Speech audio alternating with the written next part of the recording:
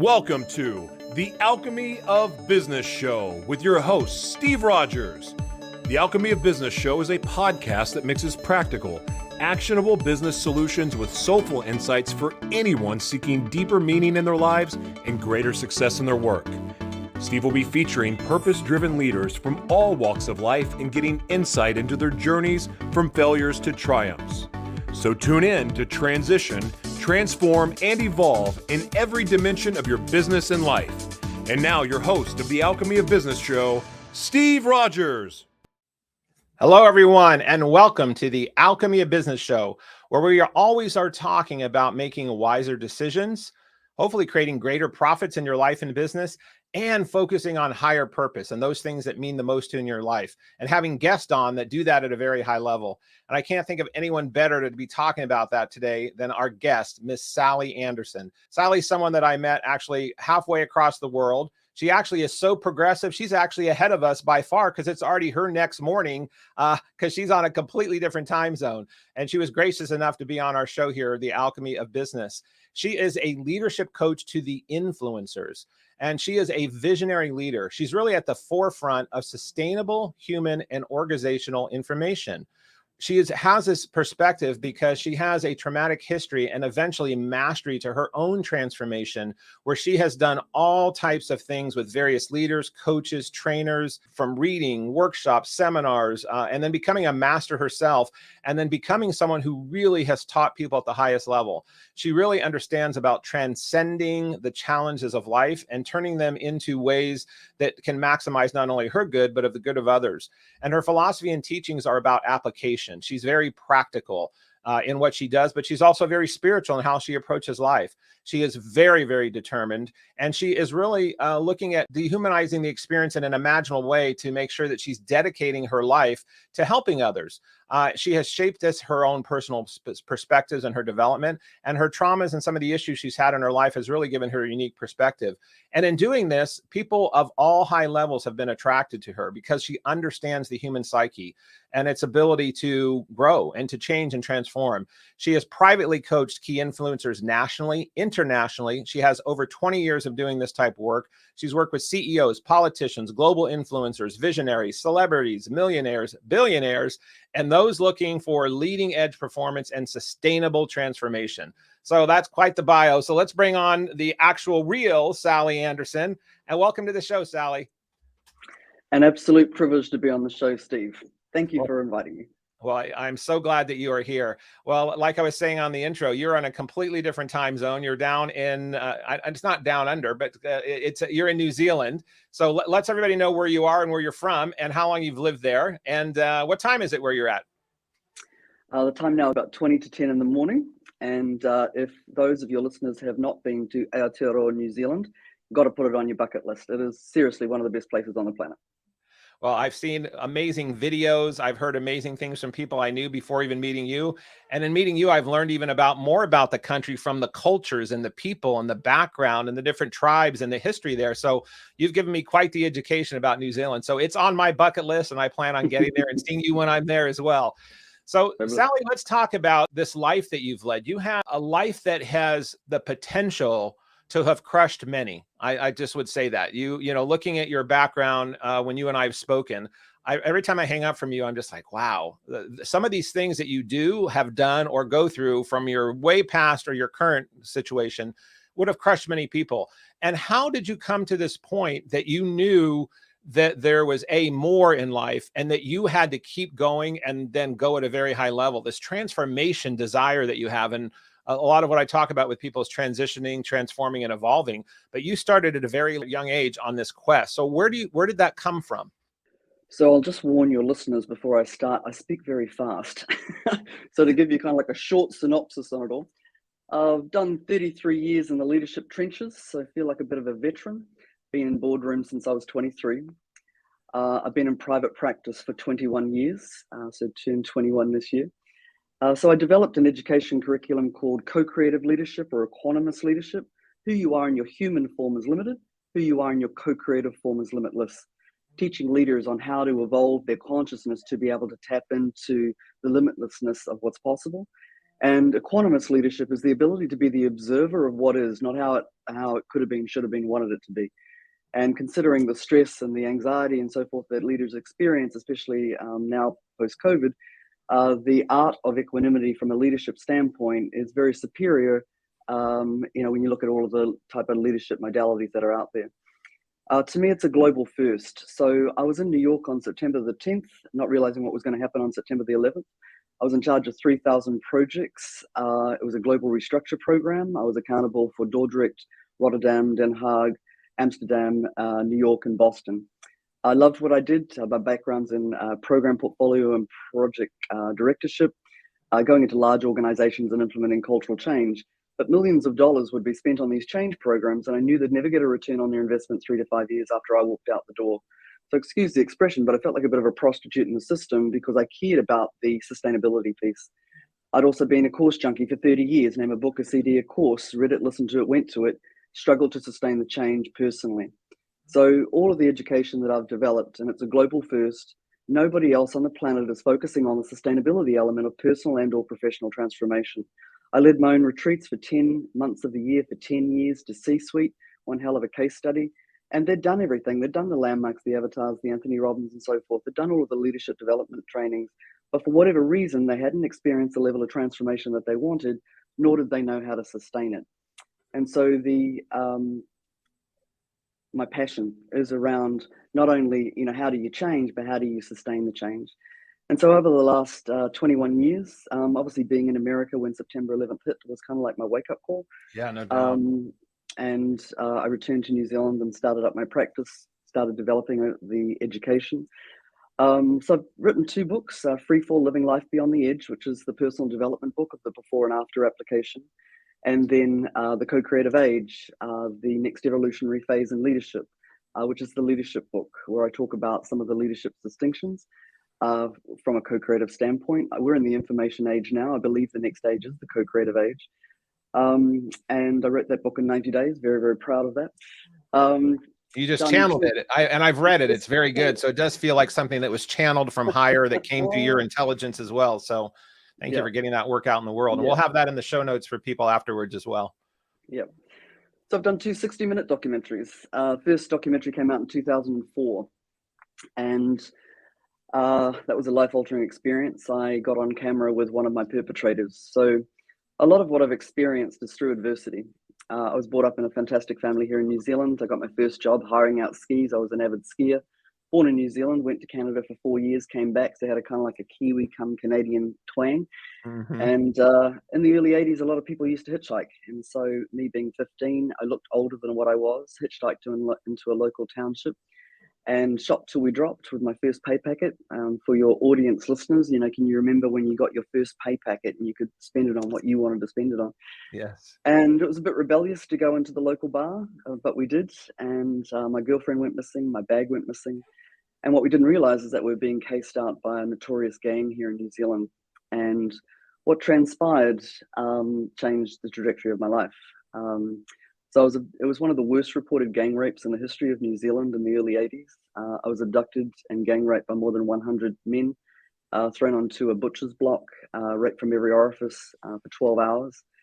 The degree of damage that was done to my vocal cords is the reason why I have such a deep voice. And I've had a corporate career and have led many retreats and many seminars and many workshops. And as a woman, when you're dealing with body dysmorphia, given what was done to my body, it's always very confronting because most people in the audience are trying to work out, is she a man? Is she a woman? Like, what is she? Because I exuded so much masculinity, it was never safe to be a woman. So I was abducted from that location, thrown onto the back of a truck, literally like a sheep carcass, taken to another location. The rapes continued until I lost consciousness. Nobody really survives an experience like that, but I did. In the early 80s, there was like a support for the victim. And so go back to school, act like it didn't happen. And so I lived into a good 20-year trajectory of, I didn't need to go to university and do a psych degree because I went to every form of psychosis myself.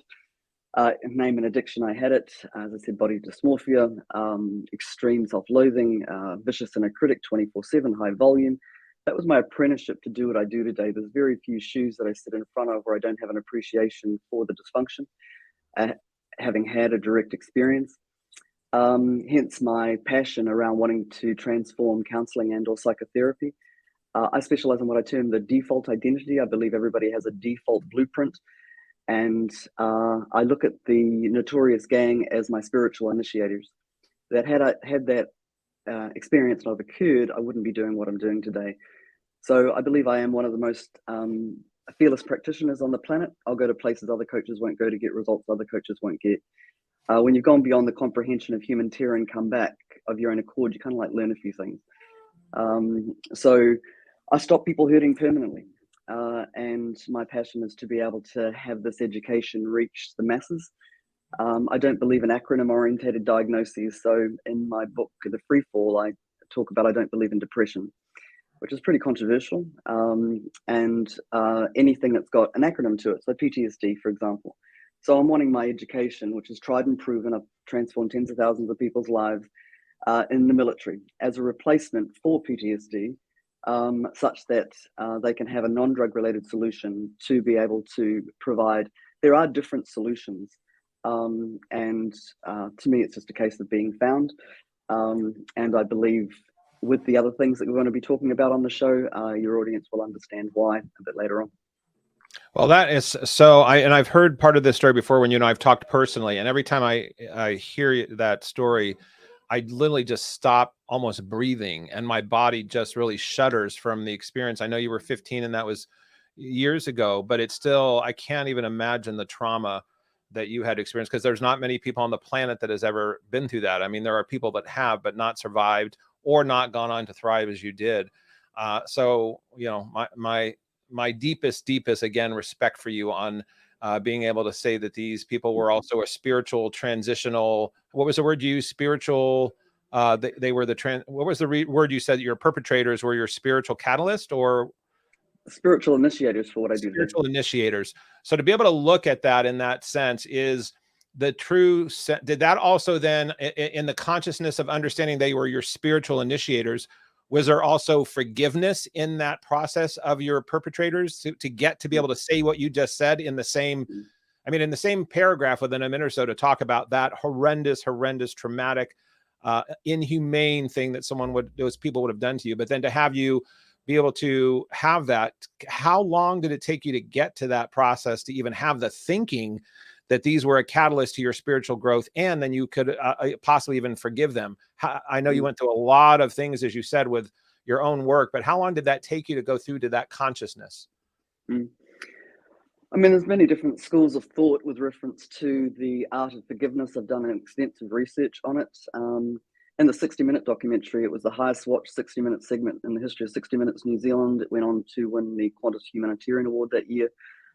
Because at the end of the documentary, where I was confronting one of my perpetrators, my parting message was, the only person who loses out of the inability to forgive is the person who can't forgive. And so 90% of the focus usually is on the happening, the perpetrator, or the event, and then maybe 10% on yourself. I flipped that completely. 90% of the focus needs to be on yourself, because you can't do anything. The event happened. And most people are still focusing on the what happened and who did what and when it happened and so forth. My focus is on, I became my own worst perpetrator to myself. And I did that for 20 years. So I was never really focused on the mob. I was focused on me and putting myself back together. So for me to be able to have freedom, even the 60-minute documentary person, said, why aren't you angry? I said, I've already done a 20-year life sentence. So I have a self-interest too. Forgiveness is not about condoning the what happened. I think some people collapse that as well. Yes. It's about being able to put it into perspective and realizing that you can't change the what happened, but you can change how you deal with it. Yeah, absolutely. Well, we've got to come back on another segment because we're going to a break, but I cannot think of any of the shows I've done so far that have had such a impactful 13-minute conversation in a short amount of time, Sally. So we're going to come back and have many more segments with you here and talk some more about this, and then get into talking about leadership and even more transformation. But again, thank you for being so raw and real about this experience of going from victim to victor and realizing that these people could become your spiritual initiator, and then the power of forgiveness. So for those of you listening in or viewing, please come back. We are really just scratching the surfaces to then what Sally has gone on in her life to do to help people find transformation, to find their own evolution and define the co-creation of what they are here to do on this planet. So we will be right back. And thank you for listening to Alchemy of Business. We'll see you in just a few minutes. Hello, everyone, and welcome back to the Alchemy of Business. We are here finishing up an initial first powerful segment with Miss Sally Anderson from New Zealand, who is a spiritual human being. And I know that she is a leadership coach to influencers, but I just look at her as an amazing spiritual human being. And Sally, thanks for sharing such personal, raw, traumatic things in this first segment about your attack and being able to get on a way of finding forgiveness and not condemning what someone did, but really finding ways to have your own responsibility of your growth after that, your own, what do I do about this thing that happened to me? So I'm assuming that in the days and weeks and months after, there had to be lots of healing mentally, physically, emotionally. And that process for you, how long did it take you to get into shifting to, you said kind of shove it under the carpet and go back to life. Did that happen? And then you really just did that? You went back to life and said, okay, nothing happened. And then you said, I can't live like this. I have to start finding personal growth or development. When did that growth start happening of this recovery? So in the early 80s, there was a lack of support for the victim. So there was no support. Go back to school, act like it didn't happen. And so I never spoke about what happened until I turned 35. So it was a 20-year trajectory. Wow. And so that's where it became internalized and where the self-hatred occurred. And so I literally lived, I didn't go to a course because I wanted to get motivated. I went to a course because I wanted to know how to get to the next day. And so having lived in the leadership, I had phenomenal mentors along the way who saw possibility in me well before I saw possibility in myself. Having started in the boardroom when I was 23, I got my first senior appointment. And so I could go to work and live true to the facade and be in control. But then behind the scenes, I was pretty much full-time, back-to-back in courses and absorbing everything from the Wayne Dyers to the Anthony Robbins to, name anybody in the personal development movement. You did it. But the most significant training that I did that I attribute to being alive today, because I was a suicidal maniac for a number of years.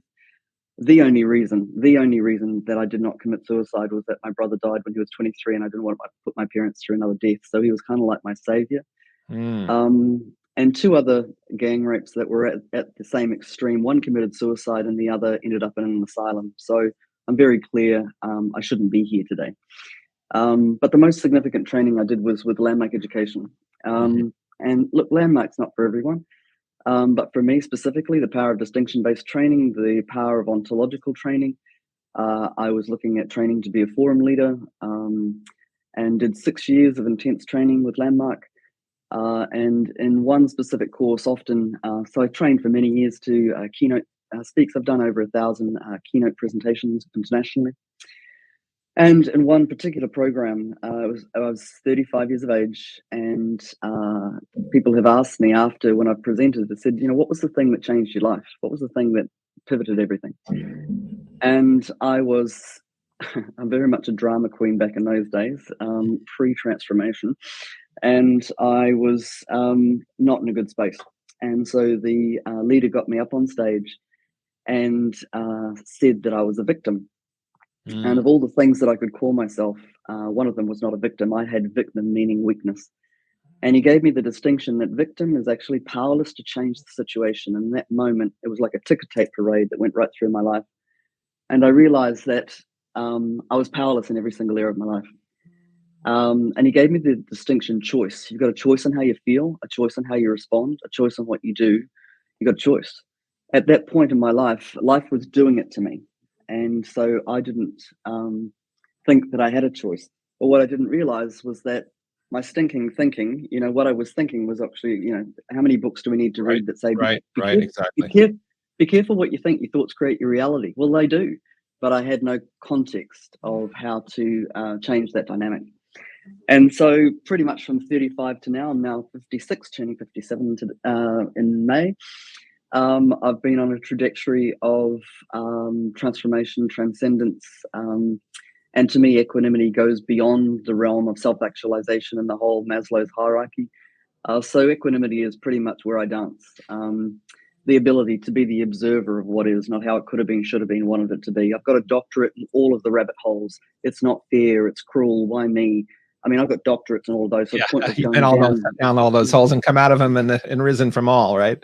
It's pointless going down any of them. Yeah, that's right. Well, and so many of these leaders that you have come to coach over the years, because as going through your own, I mean, I can't imagine any leader, male or female, that you've probably coached or been in programs with have had everyone has their own story, but I don't hear many stories as traumatic as yours. So when these leaders are getting into their own victimhood that they may be getting into their why me's and their companies, or how they work with their team or the market or whatever, one of the things you do is you really help leaders overcoming their own struggle in uncertainty. And I would guess that as you started realizing, not only am I gaining my own self-worth and I'm now a victor and no longer a victim, and as you're working with these leaders, what are some of the things in these programs that you do with all these leaders globally? And especially when you mentioned the global pandemic earlier, it sometimes that's put a heightened awareness on what is uncertain right now and what leaders can do and not do in their own internal struggle that they might be having, of their own imposter syndrome, not being able to stay up with the market, company growing too rapidly, their own addiction issues. So what is it you're doing now in using many, many, many of these things that you have learned through your own personal life in your practice with these leaders? And how are you incorporating these skills that you've learned from so many masters into these leaders that you're helping train through uncertainty? Great question. So obviously, pre-COVID, leaders could stay in what I would term traditional leadership, the linear space, left brain, hard skills. And most leaders have done extensive training to stay in that space. But few would look at the non-linear soft skills, which seems to be the buzzword at the moment, which is quite ironic because they're hardly anything but soft. And there was more impetus for the more linear style of leadership versus the non-linear. COVID occurs. Although there's a viral pandemic going on, there's also a fear pandemic going on, mainly fueled by the media.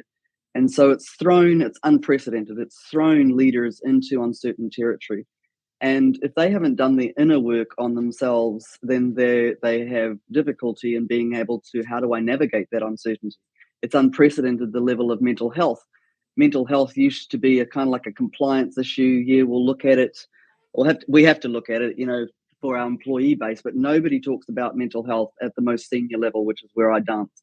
And so I feel for these leaders because a high majority, there's a lot of little boys, little girls running businesses, running countries, running organizations that haven't done the work. And they're now being forced to do the work because of the inability to know how to navigate uncertainty. And so uncertainty is my domain. Spirituality for me is about trusting the unknown as much as the known. What would you be capable of if you could trust the unknown as much as the known? Why are we so hell-bent on knowing stuff? I'm more interested in waking up of a morning and learning what I don't know. Yeah. So as far as, I love that. Yeah. And that's so true. I mean, trusting the unknown versus the known. And obviously you have had a lot of experience in your life that you've had to step into the unknown, because not many people have even been in that space to know what to do.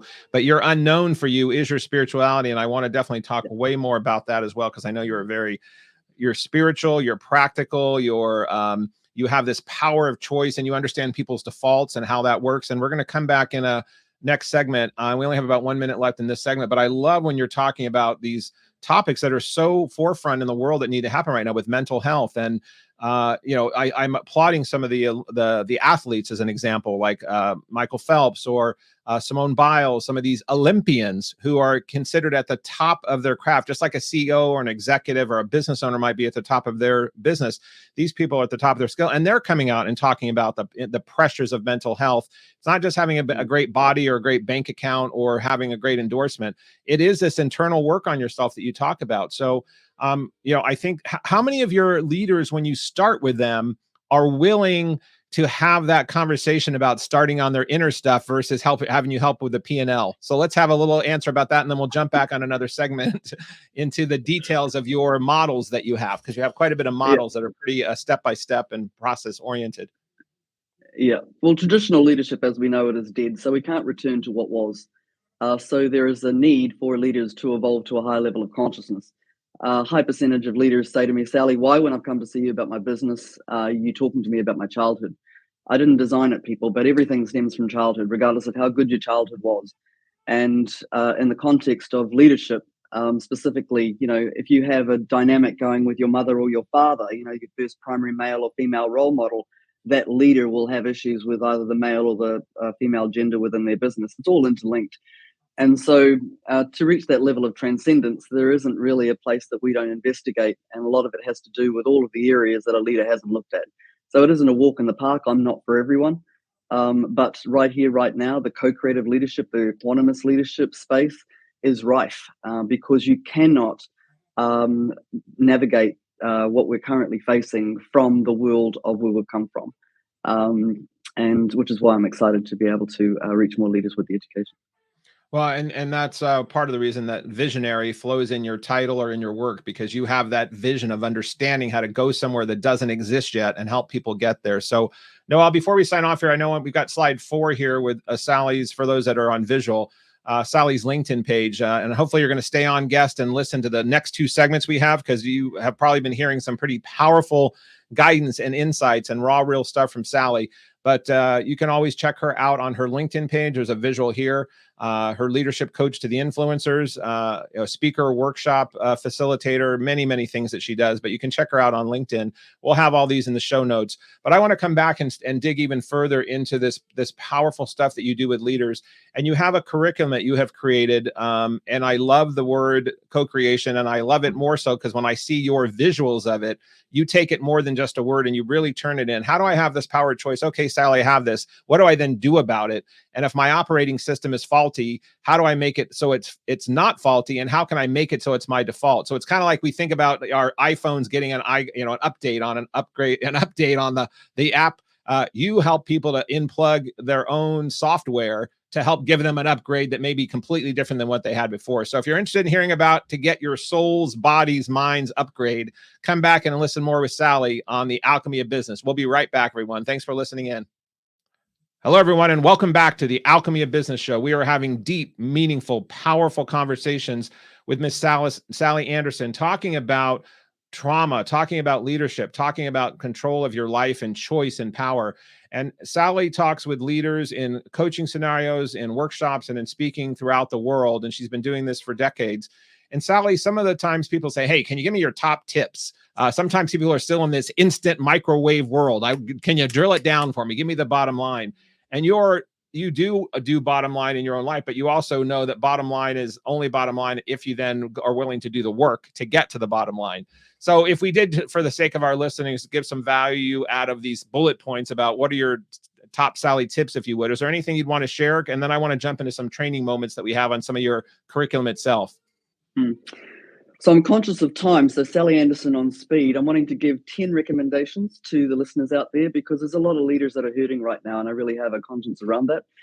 So given the fear pandemic that I was talking about before, obviously recommendation number 1 is that you got to deal with the fear. I train people to be a 10 every day. If you're resonating at a 10, you'll attract 10 experiences. If you're resonating at a 2, you'll attract 2 experiences. So number 1, you've got to deal with the fear. You've got to deal with the fear within your executive team as well, because that will dilute, what it is that you're able to create.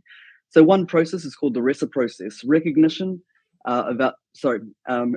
recognition, evaluation, sensation, reaction. And if you take the context of fear is the access point.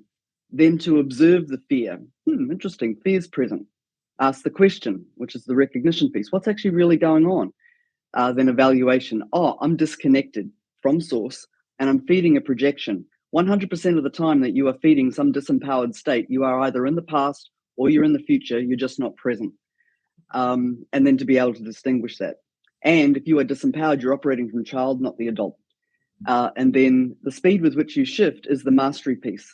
Realizing that if I was to be connected, I often say to leaders, have you ever tried to vacuum when you haven't plugged it in and turned it on? It's a bit tricky, and that's how most people do leadership, right? They're in the doing the state of leadership versus being leadership. And so the RESA process is a very fast process to be able to realize what's actually really going on and taking the focus off the dynamic. So the key to self-mastery is not about not getting triggered. It's the length of time you spend in the trigger: a minute, an hour, a day, a week, a month. All of human suffering is a function of what we make things mean. If you're not wanting to suffer, stop making stuff mean stuff. So fear needs to be addressed. The second one is support. Novel concept. Support is not a weakness, it's your biggest strength. There is enough support out there, obviously because of what is transpiring. Leaders need to humble themselves enough to put themselves in an environment where they actually relish the support both for themselves and their people. Number 3 is tolerations. what would your life look like if you tolerated nothing that wasn't working? People, it's all very well to have goals and have visions, but there's an undercurrent that's taking you in the other direction, which is everything that you tolerate.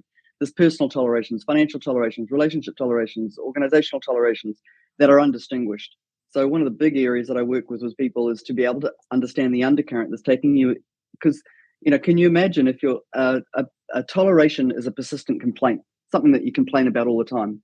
Anything from I get into my car and my car isn't valeted to the going into the office, and like there's a zillion things on a day-to-day basis that we tolerate. Right. Now, if you live your life and those tolerations aren't there, life becomes a lot more peaceful. I live by a mantra every day of think, do, say, be, forward the game. Is what I'm thinking forward in the game? If it's not, don't think it. Is what I'm doing forward in the game? If it's not, don't do it. Is what I'm saying forward in the game? If it's not, don't say it. And in who I'm being on a day-to-day basis, is that forward in the game? If it's not, don't be that.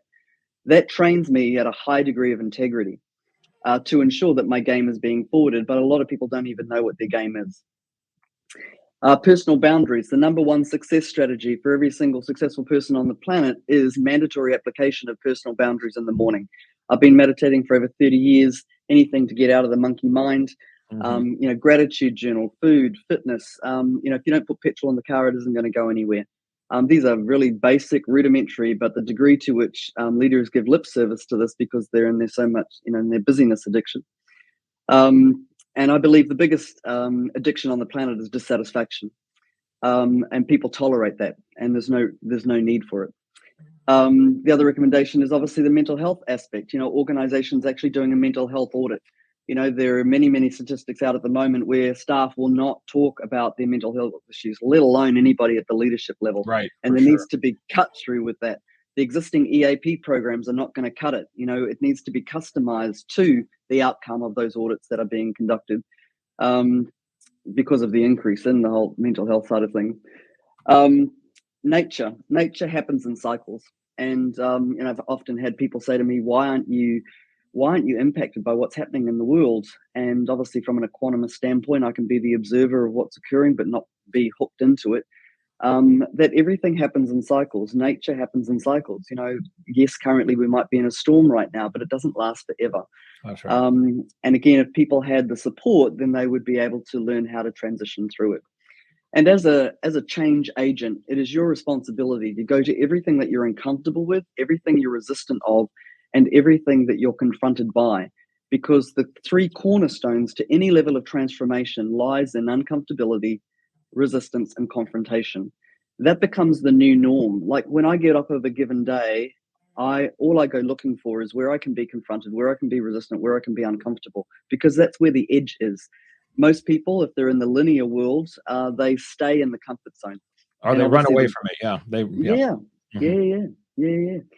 And so relinquishment buckets. There's 5 relinquishment buckets for a human being. I don't have enough time. I don't have enough energy. I don't have enough money. I don't know how. Or they'll use some form of illness as a way of being able to relinquish responsibility. A lot of people I'm a true believer in psychosomatics. What you're not dealing with on the emotional will manifest into the physical.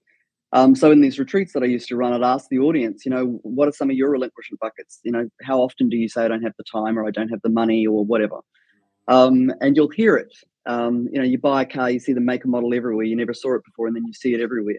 That's right. And so being able to identify, because somebody who's committed will find the money. Somebody who's committed will find the time. Somebody who's committed will find the energy. Somebody who's committed will work out the how. And somebody who's committed will look after their well-being such that they don't manifest illness. So there's a lot of relinquishment of responsibility within leadership for the effectiveness. And obviously, one leader is one thing. A collective of leaders, has a huge impact on the bottom line. And there's not enough impetus in this non-linear space for leaders to be able to have an even more healthy working environment. Powerful. So we went through that's 10 powerful items. We will make sure that we highlight some of those in the show notes as well. Did we hit all 10? I think we did. Yeah, that's powerful. Well, thank you for sharing that. And that ties into some of the other work in your work that you do with leaders. These topics that they have, and understanding again how their co-creation of understanding their responsibility of taking charge of what you just said on these items. How are you then? I know you talk a lot about co-creativity and about leveraging that, and you also talk about equanimity and playing living in one's faith. So, because if you are blaming and you're in that victim mode versus stepping out and how can I take responsibility, or on a daily basis, getting up and saying, where can I find the edge by what's challenging me? What am I fearful of the most? And then going into that and finding ways to go through that, you find great power on the other side of that. So you have some curriculum beyond these 10 items that were highlight and tips that also play into some of the slides that we have. So if anybody's watching, we've got some slides here that ties into some of Sally's teachings. If you're not watching and you're listening, we're going to do our best to describe some of the visuals so you can get a picture of what Sally's talking about. We'll also have these as a link in the show notes so you can open up a PDF and see some of these if you wanted to reference it back.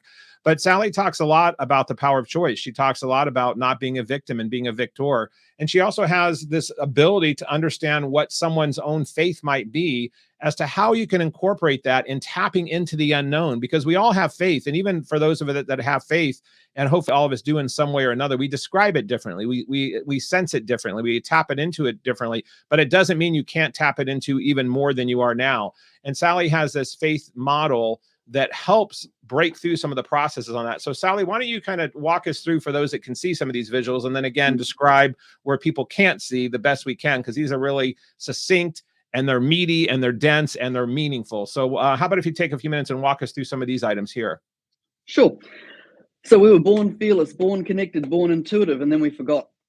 That was our birthright. So it amuses me that people of faith, regardless of what that is for you, higher power, universal force, collective consciousness, God, one of the benefits of having a faith is leading a fearless existence. And I meet so many leaders who are extremely fearful, and yet they say that they are faith-based. So that's where me being a straight shooter would call them on their hypocrisy, and train them on how to go to every area of their life that they're confronted by, resistant of, uncomfortable with, to be able to experience true faith, which only lies in the unknown phenomena. So how do you simplify faith? Having coached everybody from every religious sect, spiritual sect, atheist sect, I wanted to come up with a model that made it easy for people. So for those that are listening on audio, you won't be able to see the visual, so I'll try and do my best in explaining it. So you're either in your default or your power. You're either at a lower level of consciousness or a higher level of consciousness. You're either in your head or your heart. There's either no evidence showing up or there's evidence showing up. You're either living in limited potential or unlimited potential. You're either attached to the known realm or you're attracted to the unknown realm. You're either disconnected or you're connected. So evidence-based people are waiting for evidence to show up before they trust, versus possibility faith-based people implicitly trust knowing that the reward is evidence. So some people haven't collected the winnings, versus in the power side of things, you've actually won lotto. And so for those that are struggling to understand what faith is, so the word co-creation is the word that I use in the corporate context. It's the conversation that I have that makes it far more palatable to talk about faith within the corporate context. Who you are in your human form, limited, who you are in your co-creative form, limitless, and how to tap in. Your intuition is your GPS. And so most people have shut down to listening to their intuition, listening to that first thought. So if one is confused and they don't know what to do, or they're completely resistant of anything to do with faith, usually that's to do with distrusting, and that distrusting usually comes from their conditioning from their past, be that a religious upbringing or certain beliefs and behaviors that were adopted in childhood. And so if they distrust, then obviously confusion will reign, and then there's no evidence showing up, which will lead into frustration and becoming a self-fulfilling prophecy. Because if there's no evidence showing up, then obviously they will stay in not wanting to be interested in anything to do with faith. And that's a cyclical dynamic. Versus when I'm training people to tap into, and I'm not attached to what they call it, but I am attached to them actually experiencing what it's like to reaccess their birthright of being connected in that unknown dimension, which is what I term the fourth, fifth dimension. Then by taking action, and actually, so Sally, what do you mean talking into the ether? I go, well, if you want to have a conversation with a human being, you got to be in communication. So if you want to be in communication with the unknown realm, you got to start communicating. And so part of the actions it's a far bigger conversation today, and we probably don't have the time. But in the context, if you could just flick back to the faith slide there, Steve, that would be great. Yep. So in the context of taking action, obviously, if you take action, then you'll find evidence, and then you'll believe that something could be possible. And if you believe something could be possible, then you actually will trust the unknown realm more. And if you trust the unknown realm more, there'll be more evidence that shows up. And so then that becomes cyclical. So I usually partner with leaders on a 6 to 12-month journey, and it is unfathomable what they can access when they move away from this traditional linear way of leading into this more non-linear. There are unfathomable dimensions that leaders can access when they get out of the domain of control. So I'll leave it at that just for now. Yeah, that's powerful stuff. And obviously, there's no way we can cover all of Sally's stuff in the hour show we have today, but you can clearly get a sense of her depth of mastery on this knowledge. We're going to come back in just a few minutes, and we have another segment for about 13 or 14 minutes in our very last segment. But we're going to be talking about the transformational journey, the 3 stools of leadership. But mostly, we want to get into also talking about how Sally incorporates this into her own faith, her own definition of spirituality. And what I love is that this process that she goes through, she understands that for those of us who do want to go to the next level, I don't care if you're at any level of your life, if you want to go to the next level, whatever that might be, mentally, physically, emotionally, spiritually, tapping into a Wi-Fi signal of the unknown and tapping into that without fear then helps give you the message that you need to have the guidance to go in and manifest what you want. Having these practical skills on a daily basis to then know what to do with that feeling, that heart, that emotion is very powerful. And Sally is a master at doing that. So come back, hear more from Sally on this process, how she's done that in her own life and how she helps others do that every day. Thanks for listening in, and we'll be right back on the Alchemy of Business Show. Hello, and welcome back to the Alchemy of Business Show. We literally could be doing a 3 or 4 hour show today, no problem, but we can't and we're not. So we only have about 13 or so minutes left here with Miss Sally Anderson, who has just been dropping knowledge bomb after wisdom bomb, after to learn, to do, to be bomb. She's got so many things of just golden nuggets. But Sally, one of the things on this path that you also created, and for those that can see this image, and I know some of you can't because you're listening in, but she's got this amazing wheel with pie pieces and puzzles all put together, and it's an image of transformational journey to self-mastery.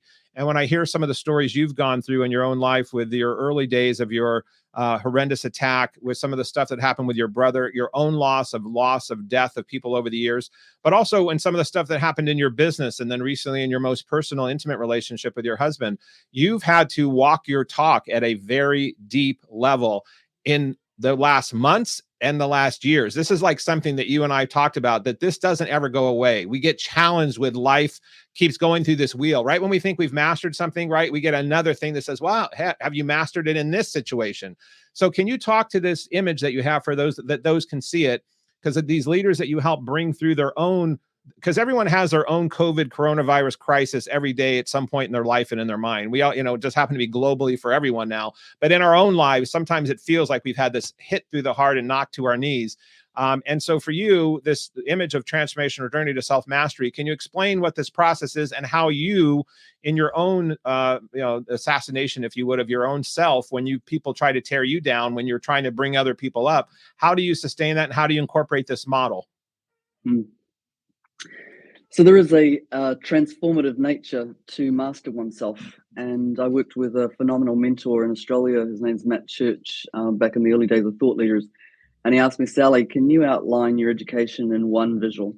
And this was a doodle on an airplane, which became this.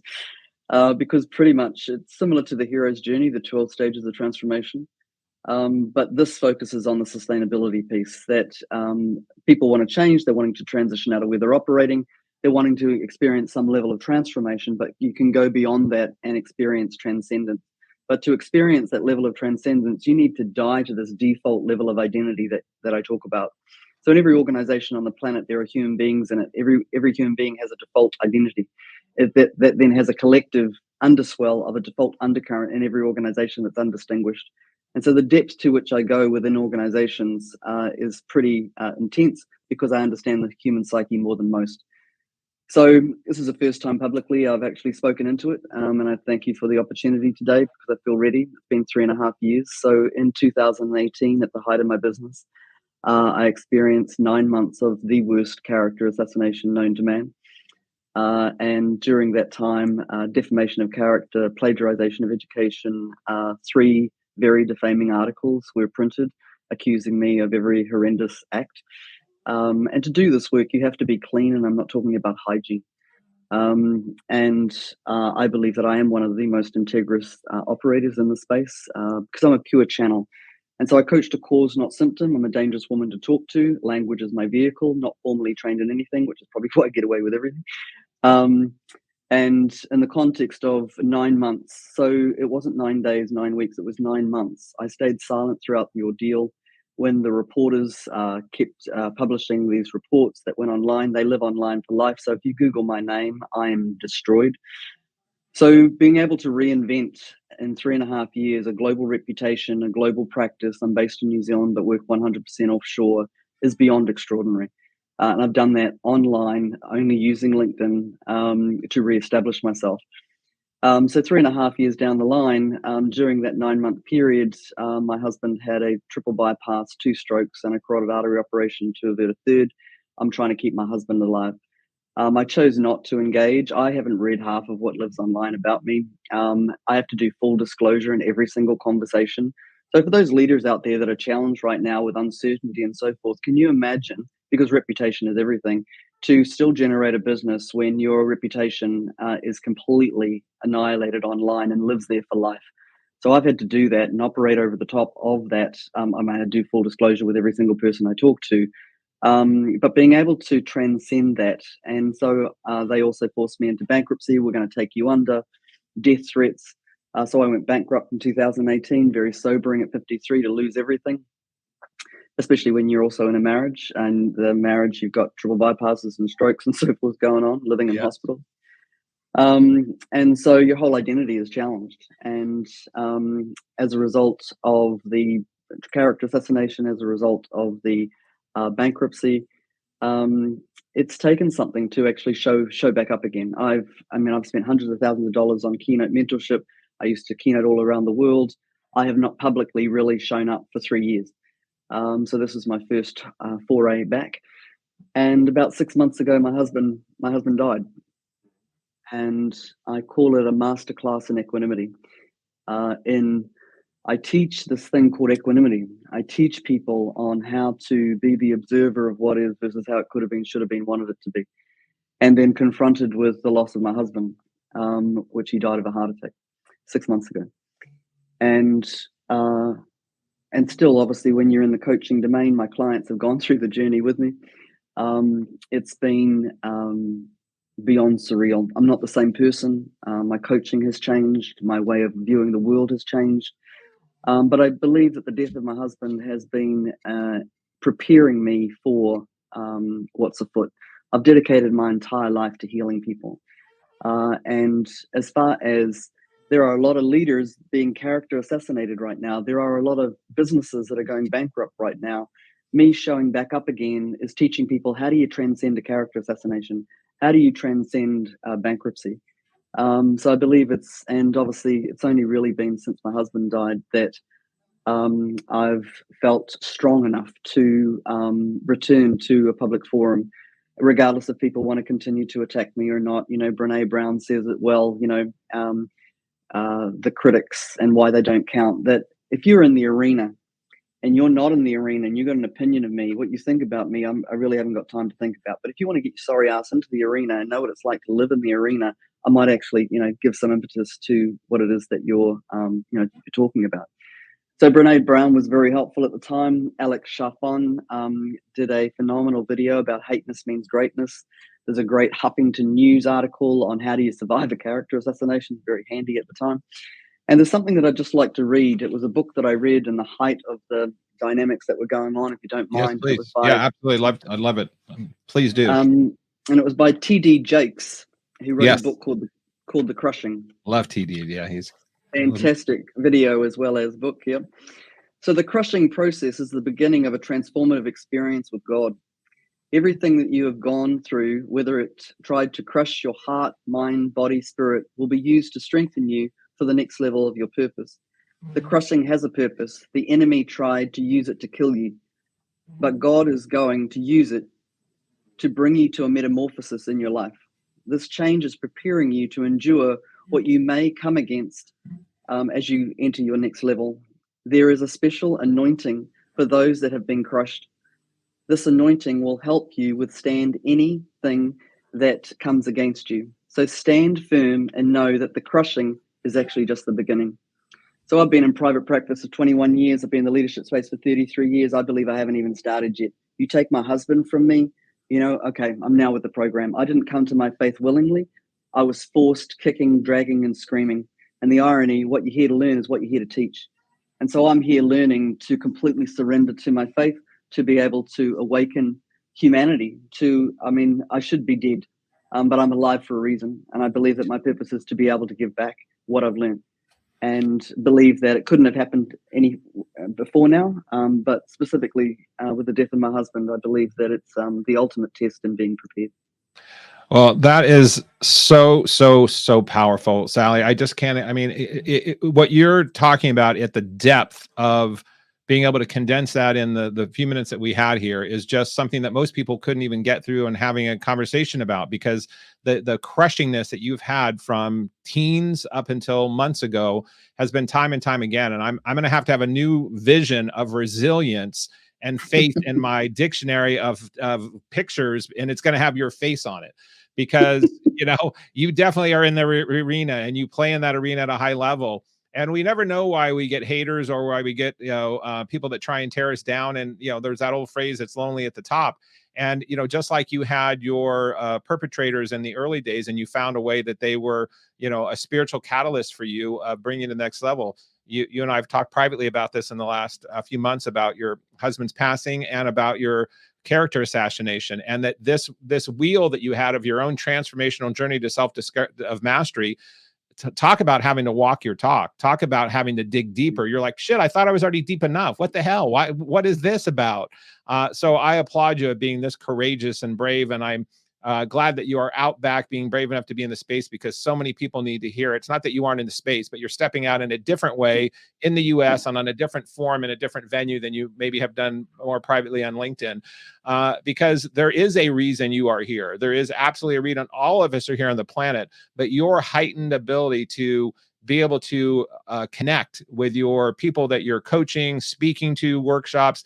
There's no experience and emotion that your people may not have, that are having, that you haven't experienced in some way at a very deeper level. So to be able to be empathetic, to be articulate, to be a master of teaching them, I applaud you on making this something that the world needs. So thank you for that. I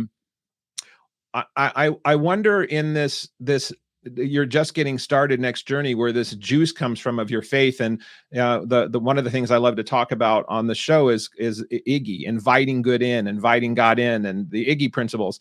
But you've been talking about this from the very first paragraph of speaking on this show, from all the way out. So we don't even have to have a segment of that, because the entire show for you has been, you are the essence of Iggy, inviting God in versus edging God out.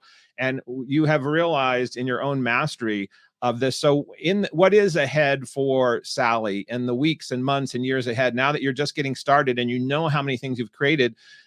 Share with me your vision of where Sally is now, with unfortunately the loss of your husband, Roger, and having your business still having survived and now thriving in different ways because of your being able to transcend this. Where is your own vision for yourself in the years ahead? What is Sally now going to do on her next chapters for us of her life in this work?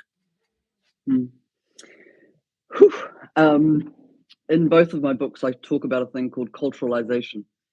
That currently, because we live at a very low level of consciousness in the world, because the education system is teaching the same thing, so we're not evolving consciousness there, we're not evolving leadership. So obviously the forcing of what's happening with COVID, that's forcing a need to look at different ways of consciousness. It's being forced. And so as far as consciousness is concerned, when you get into a car, it's all a bit clunky, you're unconsciously incompetent. You get into your car now, you don't even think about it, you're unconsciously competent. So I'm unconsciously competent in my ability to connect. So I gave up being a human being a long time ago. That was all too frigging hard, right? So 24/7, I'm in communion with my faith. It's like the electricity point. If you're going to plug into the power socket, right, stop unplugging and turning it off, and then leaving it for a while and wondering why you're feeling depleted and so forth. I've learned how to plug in, turn it on, and leave it turned on.